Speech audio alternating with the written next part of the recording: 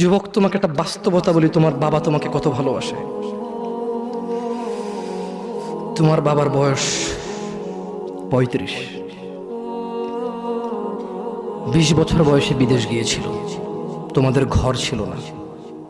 ৫ বছর জীবনের ব্যয় করে দিয়েছে।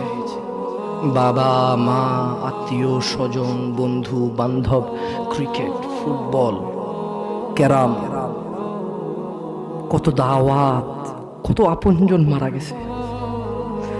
সব ব্যয় করে ২৫ বছর বয়সে দেশে এসে বিয়ে করেছে ঘর দিয়ে তোমার মাকে। তোমার জন্ম হয়েছে, তোমার বাবা চলে গেছে বিদেশ। তোমার জন্মের পরে ৮ বছর তোমার বাবা বিদেশে। বিবাহিত তো বটে, কিন্তু সে বউয়ের স্বাদ পাচ্ছে না। তুমি প্রেমিকার পিছনে ঘুরো, ১৫ বছর বয়স তোমার, ২০ বছর ২২ বছর